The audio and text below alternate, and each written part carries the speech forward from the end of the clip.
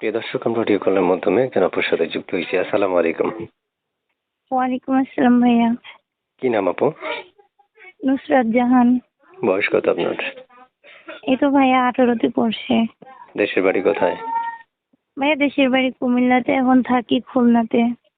এখন খুলনাতে থাকেন? হ্যাঁ।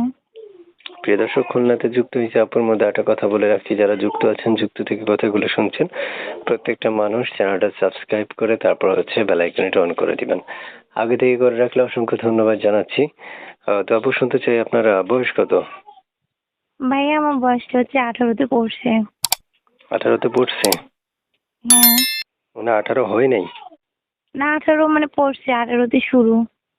18, আচ্ছা আচ্ছা, পড়ছে তার মানে। তো আপনার কেমন বয়সী দরকার আপনার জন্য? ভাইয়া আমার কাছে বয়স কোনো ব্যাপার না, ভালো একজন সঠিক একজন মানুষ হলেই হবে, যে আমার হাতটা শক্ত করে ধরবে। আচ্ছা, প্রিয় দর্শক, শুনতে পেরেছেন, চাইলে যোগাযোগ করতে পারবেন, কথা বলতে পারবেন। প্রত্যেকটা মানুষের সাথে যোগাযোগ করার জন্য কষ্ট করার তেমন কিছু নেই। আপনারা ফোন করে তার সাথে যোগাযোগ করুন, কল করুন, কথা বলুন। তারপর শুনতে চাই, এই যে আপনি আমাকে একটা নাম্বার থেকে ফোন করেছিলেন, এই নাম্বারটা কার? এই নাম্বারটা আমার। আচ্ছা, ইমো আছে এই নাম্বারে? হ্যাঁ ভাই, এই আছে, কিন্তু ফোনটা নষ্ট, তো এই জন্য আর চালু হচ্ছে না, এটা বাটন সেট। তো নষ্ট ইমো দিয়ে আর মানুষ কি করবে? যে আমাকে ভালোবাসবে, আমার পাশে এসে দাঁড়াবে, যদি ফোন ঠিক করে দেয় তাহলে মতো কথা হতে পারে। ও, প্রিয় দর্শক, শুনতে পেরেছেন, আমি এক এক করে যতগুলো তথ্য নেওয়ার দরকার নিলাম, বাকিটা কিছু তথ্য আপনাদেরকেও নিতে হবে। আপনারা আসলে অনেকে বলেন যে ভাই মন মতো তথ্য দেন না কেন? মন মতো আমি কিভাবে দিব? আমি 3 থেকে 3.5 মিনিট কথা বলি। উনি 11 দিন 12 দিন আজকে আমাকে ফোন দিয়ে উনি লাইনে পায়নি আমাকে। আজকে পেয়েছে, রেকর্ড দিচ্ছে। তাও 3 মিনিট কথা বলবো বা 4 মিনিট কথা বলবো। এর মধ্যে যতটুকু সম্ভব হবে ততটুকু আমি তার রিপোর্টগুলো আপনাদেরকে দিব। বাকি তথ্যগুলো আপনাদেরকে নিতে হবে কথা বলার জন্য। ঠিক আছে আপু, ভালো থাকেন। দর্শক ফোন করবে, কথা বলবেন। কোথায় থাকেন আপু? ভাইয়া আমি খুলনা এসে থাকি, বাগেরহাট।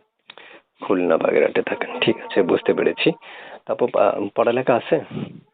এই তো ভাইয়া পড়াশোনা করছিলাম, ক্লাস 5 তামাতি, মাদ্রাসার লাইনে আর্থিক সমস্যার জন্য আর পড়তে পারিনি, বাবা মা চলে যাওয়ার পর। আচ্ছা আচ্ছা, ঠিক আছে আপু, আপনি ভালো থাকুন, সুস্থ থাকুন, আল্লাহ হাফেজ। আচ্ছা, আল্লাহ হাফেজ ভাইয়া। আর কিছু বলবেন আপনি?